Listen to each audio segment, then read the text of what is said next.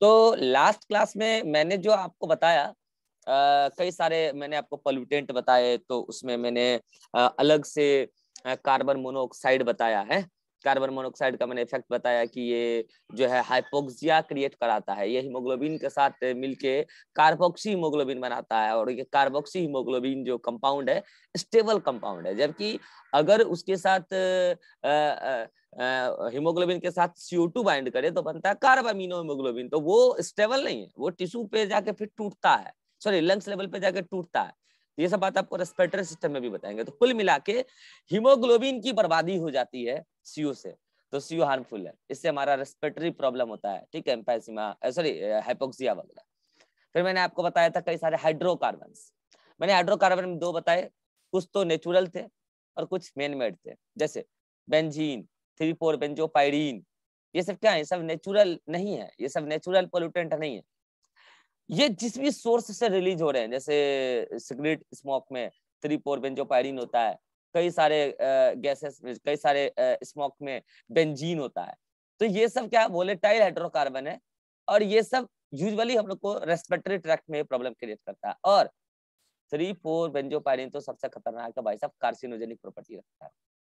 फिर मैंने आपको बताया नेचुरल हाइड्रोकार्बन मीथेन, है ना, मैंने कहा पैडी फील्ड्स या मार्सी एरिया में जो है ये CH4 नेचुरली रिलीज होता है, वहां पे उसका पार्ट है उसका इकोसिस्टम का, ठीक है, प्लांट के रिएक्शन से रिलीज होता है, रूट वाले पार्ट से, ठीक है, तो सॉइल से ऑलरेडी रिलीज होता है। और सबसे ज्यादा खतरनाक तो कौन है, 3,4 बेंजोपाइरीन हाइड्रोकार्बन सबसे ज्यादा खतरनाक है, लेकिन सबसे ज्यादा पाए जाने वाला हाइड्रोकार्बन कौन है नेचुरली, तो वो है natural hydrocarbon, that is the methane उसका। और वो अनबर्न्ड हाइड्रोकार्बन नहीं है, जबकि वो दोनों अनबर्न्ड हाइड्रोकार्बन है, वो दोनों सिगरेट में तो मिलता ही है, इसके अलावा व्हीकल में भी मिलता है, जहां पर इंजन में जल नहीं पाया वो फ्यूल, वहां से भी रिलीज होता है।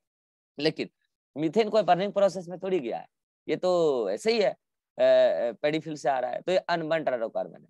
तो मैंने आपको हाइड्रोकार्बन भी बता दिया था। इसके बाद आज 2 और पोल्यूटेंट आपको बताने हैं, oxides of sulphur and oxides of nitrogen.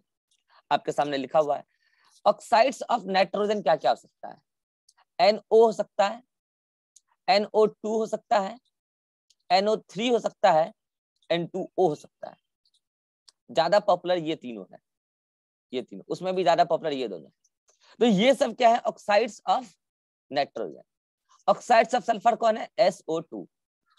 अब हम बात कर लेते हैं इनका सोर्स क्या है, ये कहां से रिलीज हो रहे हैं, और इसका हार्म क्या है, इसका नुकसान क्या है, हार्मफुल इफेक्ट क्या है। चलिए एक एक करके मैं नाइट्रोजन ऑक्साइड का पहले बता दूं, ऑक्साइड्स ऑफ नाइट्रोजन का बता दूं क्या सोर्स। तो देखो आपको मैं बताऊं, जो खेतों में यूरिया यूज होता है ना, यूरिया, यूरिया का केमिकल फार्मूला भी आपको नोट्स में दिया हुआ है, याद रहे तो याद रख लेना, बढ़िया रहता है। तो यूरिया जब वाटर के साथ रिएक्ट करता है, अदरवाइज यूरिया आपको याद करना ही पड़ेगा ऑर्गेनिक केमिस्ट्री में, कहीं ना कहीं याद किया ही होगा। यूरिया जब वाटर के साथ रिएक्ट करता है तो सुनना, बनता तो अमोनिया है, फिर उस अमोनिया को कन्वर्ट करता है सॉइल के बैक्टीरिया 2 कंपाउंड में, एक NO2 और एक NO3, दोनों बनता है। अब समझना ध्यान से, और ये NO2 और NO3 ये दोनों सॉइल से उड़ के, क्योंकि ये वोलेटाइल है, ये उड़ के आ जाता है किसमें, एयर में, ये उड़ के आ जाता है एयर में। अभी एयर में क्या प्रॉब्लम करता है वो मैं अभी आपको बताऊंगा, ये एयर में क्या प्रॉब्लम करता है।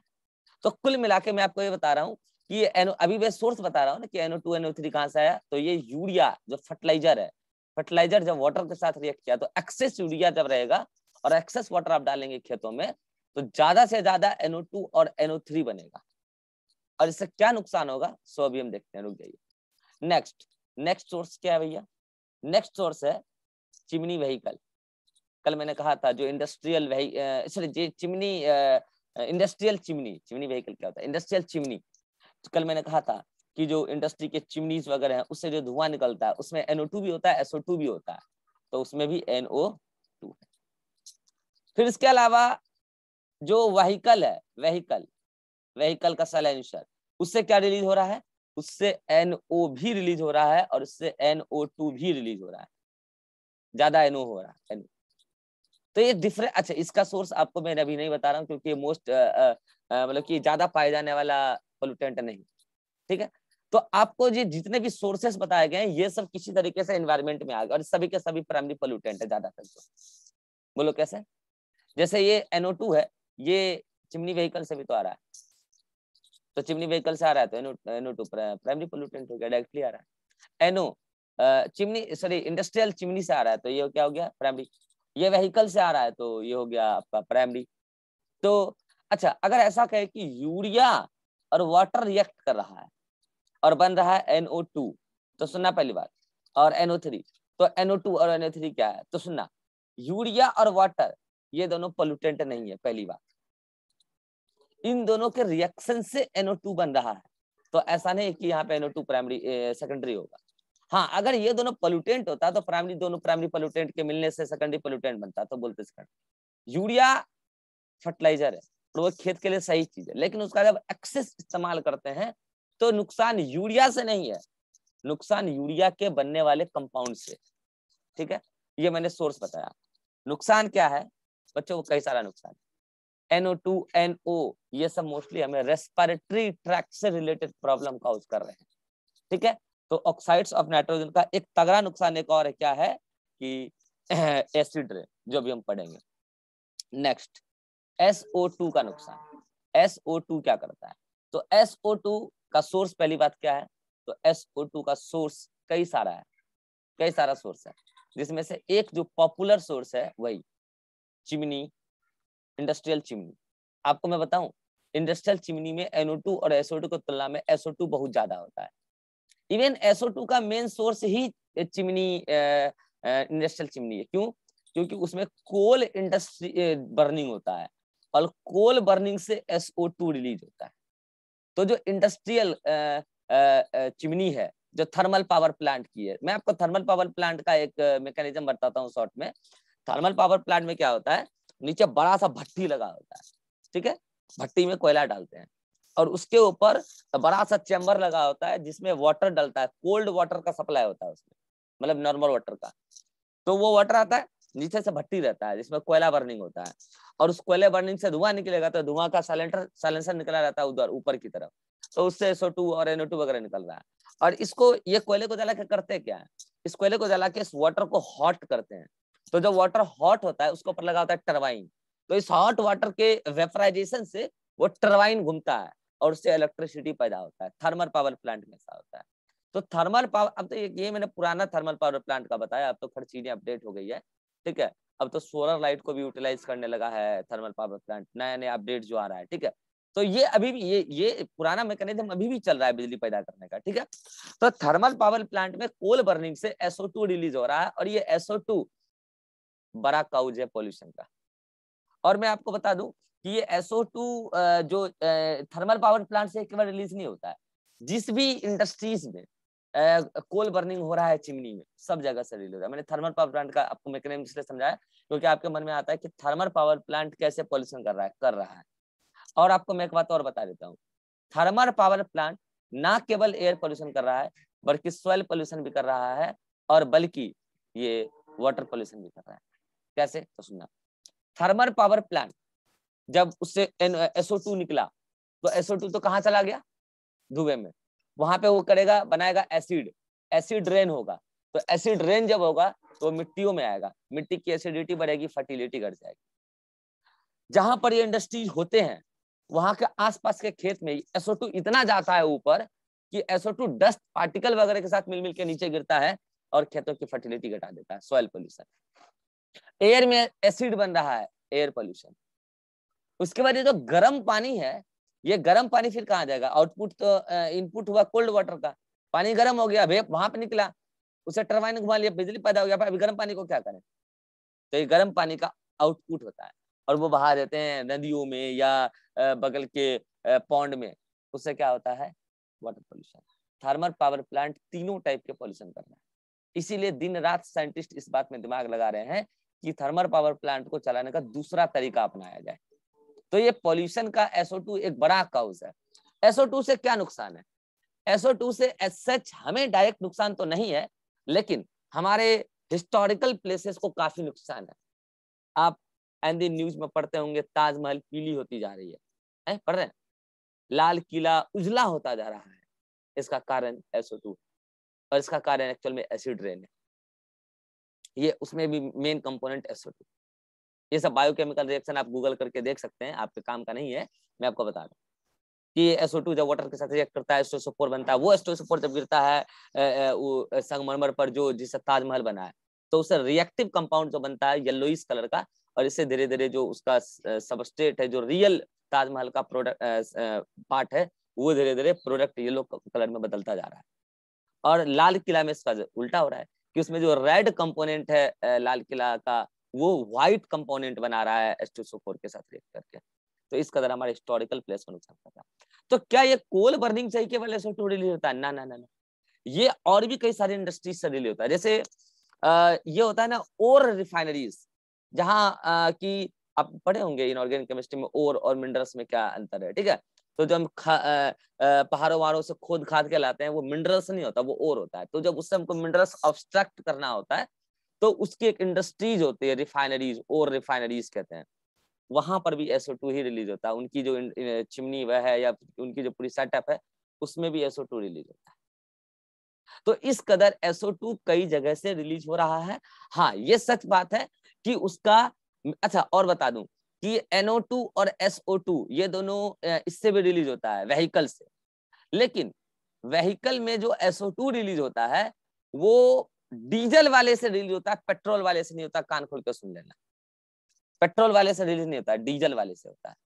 एक मिनट, हमने उल्टा बोल दिया, सॉरी। पेट्रोल वाले से होता है, डीजल वाले से नहीं होता है। पेट्रोल वाले से होता है, डीजल वाले से नहीं होता है। तो कहने का मतलब है कि sulphur oxide, oxide of sulphur, ये चिमनी व्हीकल से भी होता है। मेन तो वही सोर्स है जहाँ पे कोल बर्निंग होता है। चिमनी इंडस्ट्रियल चिमनी से, व्हीकल से होता है, और रिफाइनरी से होता है, और भी कई सारे सोर्सेस हैं। कुल मिला के NO2 और SO2 आ गया इन्वायरमेंट में, ठीक है। इसके अलावा ऑक्साइड्स ऑफ नाइट्रोजन कई सारे NO2, NO3, N2O, ये सब भी आए हैं। हम अब आपके साथ चर्चा करने जा रहे हैं कि इस ऑक्साइड्स ऑफ नाइट्रोजन और ऑक्साइड्स ऑफ सल्फर का क्या प्रभाव होता है इस नेचर में आने के बाद। बच्चों, मैं आपको बता देना चाहता हूं, ये दोनों मिलके एसिड रेन बनाते हैं। तो अब हमारा टॉपिक है एसिड रेन। अब हमारा टॉपिक है एसिड रेन। तो एसिड रेन पे चलने से पहले एक बार मैं आपको oxides of sulphur and oxides of nitrogen का एक बार नोटबुक दिखा के टिक टिक टिक कर देता हूँ।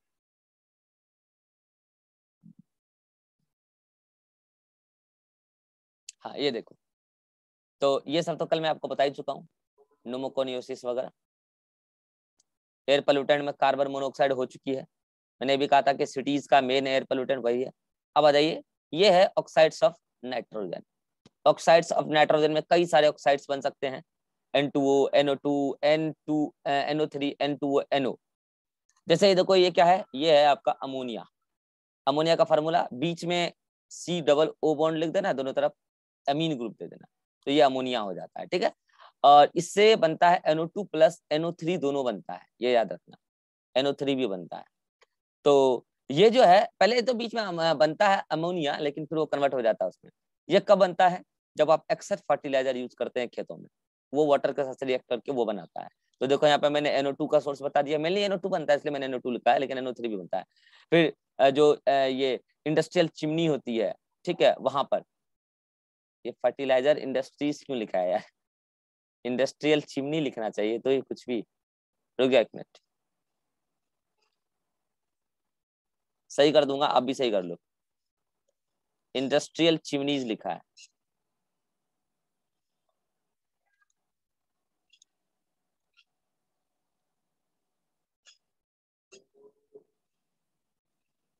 इंडस्ट्रियल चिमनी लिख लो, सही कर लो। व्हीकल, व्हीकल से भी निकल रहा है, और व्हीकल से तो ज्यादा क्या निकल रहा है, NO। तो ये सब ऐसे निकलता है। फिर इसका क्या प्रभाव है? मैंने कहा ज्यादातर ये रेस्पिरेटरी प्रॉब्लम क्रिएट करते हैं। मैं आपको भी रेस्पिरेटरी प्रॉब्लम पढ़ाया नहीं, क्योंकि रेस्पिरेटरी सिस्टम नहीं पढ़ाया, पढ़ाऊंगा जल्द। तो उसमें एम्फाइसीमा होता है, ब्रोंकाइटिस होता है, जिसमें स्वेलिंग ऑफ लंग्स हो जाता है, इवन लंग कैंसर भी कॉज कराता है। तो कैसे कराता है, इस मैकेनिज्म पे तो अभी आपको नहीं जाना, ये सब आप MBBS में ऑलरेडी पढ़ोगे। लेकिन हाँ, याद जरूर रखो कि ये ऑक्साइड्स ऑफ नाइट्रोजन जो है, इम्फाइसमा जैसी डिसऑर्डर काउज करा देता है, ब्रोंकाइटिस करा देता है, लंग कैंसर करा देता है, ठीक है। Then oxides of sulphur. अच्छा, ऑक्साइड्स ऑफ सल्फर से रिलेटेड कोई बच्चा मुझे एक बात बताएगा कि कैसे पता चलेगा कि इस एरिया में ज्यादा से ज्यादा SO2 रिलीज हो रहा है? लाइकेन और मोसेस। हाँ, लाइकेन और मोसेस का ग्रोथ घट जाएगा, ठीक है।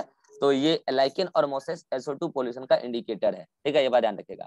SO2 से क्या नुकसान है? एसिड रेन तो बनता ही सही है, प्लांट के लिए एक डायरेक्ट नुकसान है। प्लांट के लिए, प्लांट का क्लोरोफिल डिस्ट्रक्ट हो जाता है, प्लांट का क्लोरोफिल डिस्ट्रक्ट हो जाता है, और प्लांट के क्लोरोफिल डिस्ट्रक्ट होने से वो येलोइश कलर में कन्वर्ट होने लगता है, ये एक और नुकसान है। बाकी उसका सोर्स देख लो, कोयल burning in thermal power plant, oil refineries, oil refineries में भी ये यूज होता है, चिमनी से निकलता है भाई SO2, उसमें मैक्सिमम SO2 ही होता है। और स्मेल्टर्स, ठीक है, व्हीकल से भी निकलता है थोड़ा बहुत, लेकिन व्हीकल में किससे? From diesel, not from petrol. अरे पहले ही मैंने सही बोला था, बाद में उल्टा कर दिया। इतना ध्यान रखो कि बाइक वाले से नहीं निकलता है, टेम्पू वाले से निकलता है, ऐसे याद रहेगा, ठीक है। बाइक में पेट्रोल यूज होता है, टेम्पू में डीजल यूज होता है, ज्यादातर टेम्पू में डीजल ही होता है यूज, ठीक है। तो ज्यादातर क्या, सारे टेम्पो में तो मैंने डीजल ही देखा है, पेट्रोल तो किसी में नहीं देखा है। अब CNG वाला आ गया, तो ऐसे याद रखो कि बाइक से SO2 पोल्यूशन नहीं होता है, टेम्पू से होता है। तो याद रह जाएगा कि बाइक से नहीं होता, मतलब पेट्रोल से नहीं होता है, और ऐसे में कंफ्यूजन हो जाता है, ठीक है। तो ये SO2 निकलता है किससे? टेम्पू वाले से। तो ये बात हो गया आपका किसका कि, हाँ बोलो। तो हम लोग पेट्रोल का यूज, मतलब पेट्रोल का यूज कर सकते हैं? नहीं कर सकते हैं, मतलब पेट्रोल का भी डीजल अपना से? पेट्रोल का भी अपना हार्मफुल इफेक्ट आगे बताऊंगा, पेट्रोल का भी यूज नहीं कर सकते हैं, ठीक है। मैं SO2 की अभी बात कर रहा हूँ केवल। हाँ, अब आ रहा है कि थर्मल पावर प्लांट, और जिससे भी मैक्सिमम तो खैर इसी से SO2 निकल रहा है, इससे नुकसान क्या हो रहा है? इससे ताजमहल इफेक्टेड हो रहा है। ये बात मैं यहाँ पे क्यों लिखा हूँ, सुनना ध्यान से। मथुरा में, अपने उधर यूपी में मथुरा में एक बड़ा थर्मल पावर प्लांट है, एक बड़ा इंडस्ट्रीज है, इंडस्ट्रीज भी है। मथुरा से जितना भी SO2 निकलता है ना, जो चिमनी से निकल रहा है, अब वहां से ताजमहल कितना दूर है? मथुरा से आगरा तो ज्यादा दूर है नहीं, वो सब जा रहा है ताजमहल के पास, और वो सब ताजमहल में फिर बारिश हो रही है तो एसिड रेन बना के, और फिर उसको वहां वाटर वेपर से रिएक्ट करके एसिड रेन बना के, फिर जब बारिश हो रही है ताजमहल पे गिर रहा है और ताजमहल को बुरी तरीके से प्रभावित कर रहा है। और फिर वो सारा SO2 वगैरह दिल्ली तक पहुंचने में भी बहुत ज्यादा डिस्टेंस नहीं है, और फिर इधर दिल्ली में भी तो बहुत सारे इंडस्ट्रीज है। तो इस कदर दिल्ली के एक बड़ा सा हिस्टोरिकल प्लेस, और इधर यूपी का एक बड़ा सा हिस्टोरिकल प्लेस आगरा का, ताजमहल और लाल किला बुरी तरीके से प्रभावित हो रहा है, ठीक है। साइंटिस्ट कोशिश कर रहे हैं कि इसको कैसे बचाया जाए, प्रयास जारी है, ठीक है। तो ये तो हो गया आपका क्या, oxides of sulphur and oxides of nitrogen. अब मैं आपको बता देता हूँ जल्दी से एसिड रेन की, एसिड रेन क्या होता है और कैसे होता है। तो सुन लो, मैं कह रहा हूँ कि किसी भी तरीके से नेचर में आ गया NO2 और नेचर में आ गया SO2, कैसे आया अभी मैं आपको बता चुका हूं, अब इसकी चर्चा नहीं करेंगे। NO2 SO2 प्राइमरी पोल्यूटेंट है कि सेकेंडरी पोल्यूटेंट है, कोई बताओ? Primary pollutant. प्राइमरी पोल्यूटेंट, क्योंकि NO2 के बाद कुछ नहीं बोले तो प्राइमरी, ठीक है, प्राइमरी पोल्यूटेंट है, प्राइमरी पोल्यूटेंट है। NO2 सेकेंडरी भी होता है, कब? जब स्मॉग बनता है, बताऊंगा। अब ये दोनों प्राइमरी पोल्यूटेंट नेचर में आने के बाद, ये दोनों ही प्राइमरी पोल्यूटेंट किसके साथ रिएक्ट कर गए? ये दोनों वाटर के साथ रिएक्ट कर गए। किसके साथ रिएक्ट कर गए? वाटर के साथ। NO2 भी वाटर के साथ रिएक्ट किया, और H2SO4 भी, लो सेपरेट रिएक्शन कराते हैं। NO2 भी वाटर के साथ रिएक्ट किया, और SO2 भी वाटर के साथ रिएक्ट किया, और पता है नतीजा क्या हुआ? NO2 के वाटर के साथ रिएक्ट करने के बाद बना component H2SO4, sorry HNO3, HNO3, और SO2 वाटर के साथ रिएक्ट करने के बाद कंपोनेंट बना H2SO4। मुझे बताओ HNO3 और H2SO4 एसिड है या नहीं है? अब जब कल को बारिश होगी, अब जब कल को बारिश होगी, तो बारिश के साथ ये एसिड, ये जो बना है अभी एटमॉस्फेयर में है, ये एसिड नीचे गिरेगा। ये अगर बारिश के साथ, पानी के साथ मिक्स होके नीचे गिरा, वेट एसिड रेन, क्या बोला? वेट एसिड रेन, या wet acid deposition, wet acid deposition. लेकिन ये भी तो हो सकता है कि ये HNO3 H2SO4 जो एटमॉस्फेयर में, एयर में डस्ट पार्टिकल मिल रहे हैं, सस्पेंडेड पार्टिकुलेट मैटर मिल रहे हैं, क्या उसके साथ ये टच नहीं हो जाएगा? उसके साथ ये बाइंड नहीं हो जाएगा? बोलो, और कल को जब उस सस्पेंडेड पर्टिकुलेट मैटर की मात्रा बहुत ज्यादा होगी, वो नीचे सेटल डाउन होंगे, या मान लो कि लार्ज पर्टिकुलेट मैटर ही है, उसके साथ HNO3 बाइंड हो गए, और जब वो कल को नीचे सेटल डाउन होंगे, तो क्या ये बारिश के साथ पानी के साथ हो रहे हैं या सूखे सूखे पोल्यूटेंट के साथ हो रहे हैं? बारिश के पानी के हैं, बारिश के साथ हो रहे हैं। भौट ये जो मैंने अभी बोला, ये जो सस्पेंडेड पर्टिकुलेट मैटर है या फिर लार्ज पर्टिकुलेट मैटर है, ये पानी है या सॉलिड है? सॉलिड था। सॉलिड है। तो इसके साथ होगा dry acid rain. Dry acid rain, इसको ड्राई एसिड रेन नहीं बोलना चाहिए, ज्यादा बढ़िया वर्ड है ड्राई एसिड डिपोजिशन, ज्यादा बढ़िया वर्ड ही है, क्योंकि रेन का मतलब तो पानी होता है, ठीक है। ड्राई एसिड डिपोजिशन, तो इस कदर एसिड रेन दो प्रकार का, एक तो मोर करेक्ट वर्ड है वेट एसिड रेन और डिपोजिशन, और एक है ड्राई एसिड डिपोजिशन, कई लोग ड्राई एसिड रेन भी कहते हैं। अब समझिए एसिड रेन का क्या क्या प्रभाव है, समझते चले ध्यान से। पहला बात तो ये एसिड रेन अगर ताजमहल पे गिरा तो ताजमहल को प्रभावित कर रहा है। कैसे प्रभावित कर रहा है? नतीजा आपके सामने, येलो कलर हो रहा है। लाल किला को प्रभावित कर रहा है, व्हाइट हो रहा है। कह रहे हैं फ्यूचर में लाल किला ताजमहल बन जाएगा क्या? व्हाइट व्हाइट हो जाएगा, लाल किला ताजमहल हो जाएगा। भाई साहब व्हाइट बन रहा है ना, तो उसकी स्टेबिलिटी भी घट रही है वॉल की, ठीक है, वो केवल रिएक्ट नहीं कर रहा है, तो इस कदर प्रभावित कर रहा है। दूसरा, वेट एसिड रेन और ड्राई एसिड रेन, इन दोनों से तीनों प्रकार का पॉल्यूशन हो रहा है, मतलब दोनों मिला के कह रहा हूँ, तीनों प्रकार का पॉल्यूशन हो रहा है। बताता हूँ कैसे। इनफैक्ट एसिड रेन से तीनों प्रकार का पॉल्यूशन हो रहा है। मुझे बताओ, एयर में बना एसिड, तो एयर में मतलब एटमॉस्फेयर में पाए जाने वाले ऑर्गेनिज्म है, तो वहां पीएच चेंज हो गया ना, क्या उसको प्रॉब्लम हो रहा है कि नहीं हो रहा है? बिल्कुल हो रहा है, क्योंकि ज्यादातर ऑर्गन तो कन्फर्मर ही है, रेगुलेटर तो है नहीं, वो झेल नहीं पाएंगे इस पीएच चेंज को। अगर पीएच बात आया तो मुझे एक बार बताओ, एसिड रेन का पीएच कितना होता है? तो बताएगा? छोड़ो, नॉर्मल रेन का पीएच बता दो मुझे। नॉर्मल रेन का पीएच होता है 5.6। न्यूट्रल होता है ना 7? नहीं, 5.6। कह रहे हैं जब उसका पीएच 5.6 होता है तो फिर एसिड रेन और नॉर्मल रेन में क्या अंतर है? वो भी तो है, नॉर्मल रेन भी तो एसिड रेन ही है।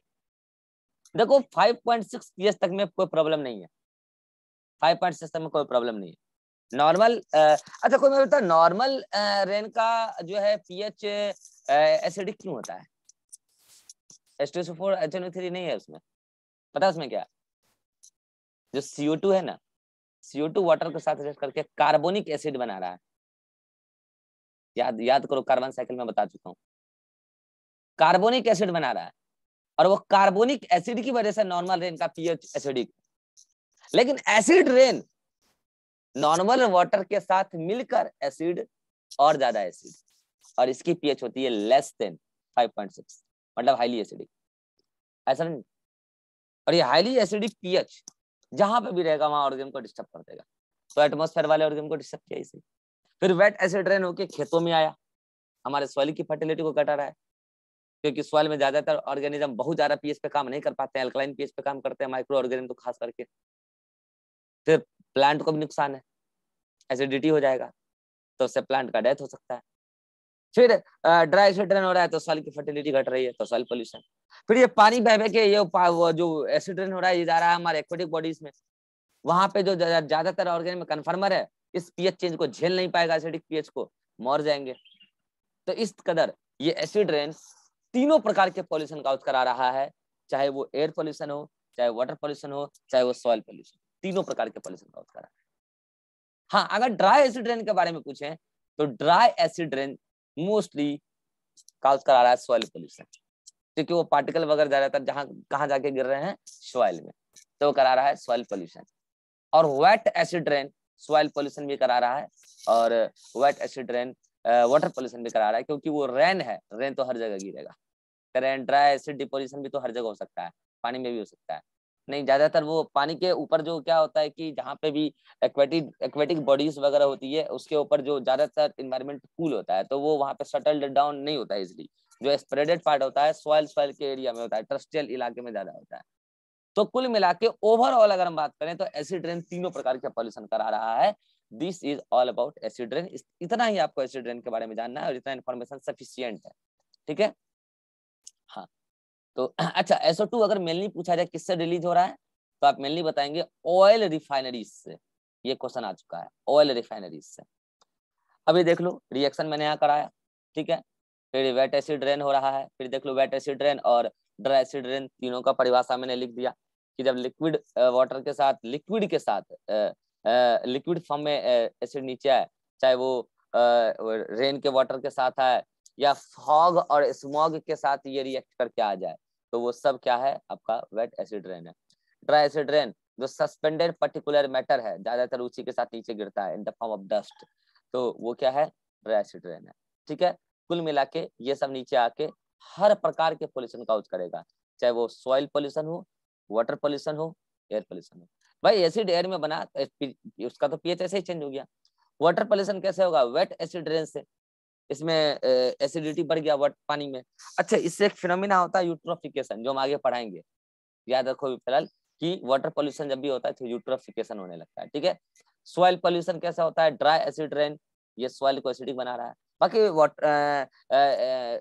ड्राई एसिड रेन से सॉइल पोल्यूशन के साथ साथ वाटर पोल्यूशन भी हो सकता है, ठीक है, लेकिन ज्यादातर वो सॉइल पोल्यूशन काउज कराता है।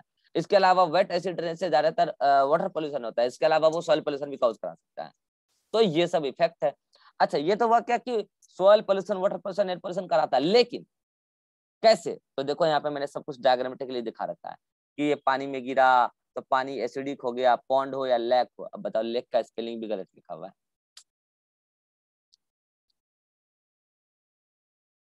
सही कर लेना, ठीक है। तो एक्वेटिक इकोसिस्टम डिस्टर्ब हो गया, फिश मर गया, माइक्रोब्स मर गया, वहां सब कुछ डिस्ट्रॉय हो गया, इस कदर एक्वेटिक वाटर सिस्टम को इफेक्ट किया। सॉइल पोल्यूशन कैसे हुआ, तो वहां पे एसिड गिरा जंगलों में, तो वहां पर जंगल डिस्ट्रॉय हो गया, और अगर जंगल डिस्ट्रॉय हुआ तो एक और नुकसान हो गया, CO2 कंसेंट्रेशन बढ़ गया, और उसकी वजह से ग्लोबल वार्मिंग होने लगेगा, जो कल पढ़ेंगे हम।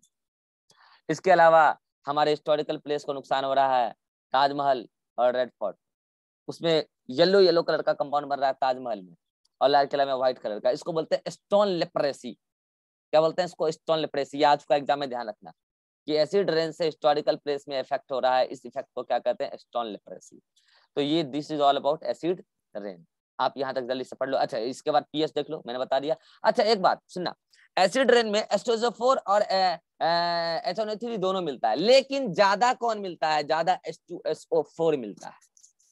कितना मिलता है तो सुनो, H2SO4 होता है 70% और HNO3 होता है 20%, एक्चुअल तो यही है, और बाकी 2% अदर एसिड भी होता है, लेकिन इसको राउंड अप करके हम लोग बता देते हैं कि 70% H2SO4 और 30% के आसपास H2SO4, सॉरी HNO3।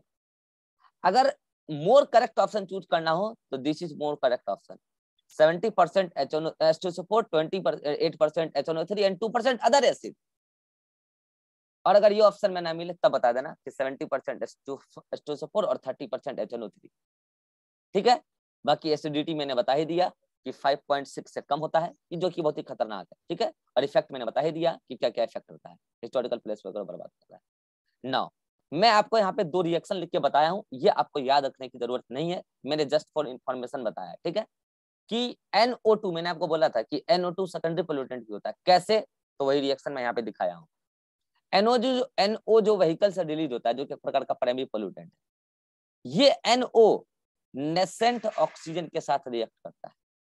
ये नेसेंट ऑक्सीजन कहाँ से आया, तो इसके बारे में मैं आपको अभी जस्ट बता दूंगा, रुक जाओ, इसके जस्ट बाद रिएक्शन होगा तो उसमें आ जाएगा।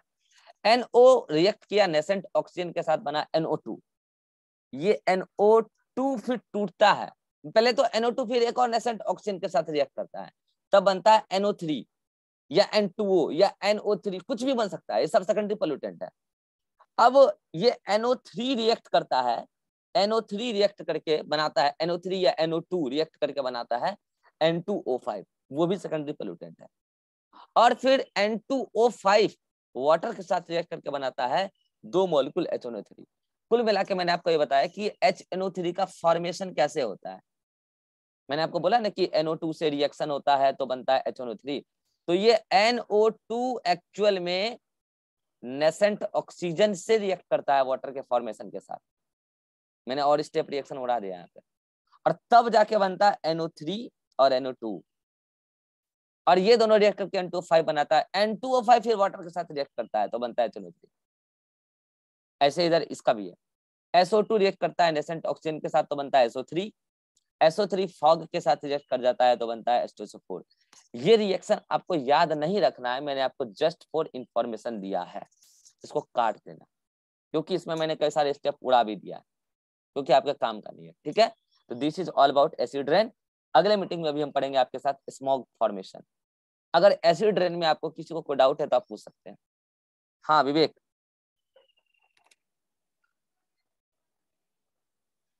डाउट है? Yes sir. हाँ बोलो। No sir. Riva, no sir. और कौन है? राजेश्वरी,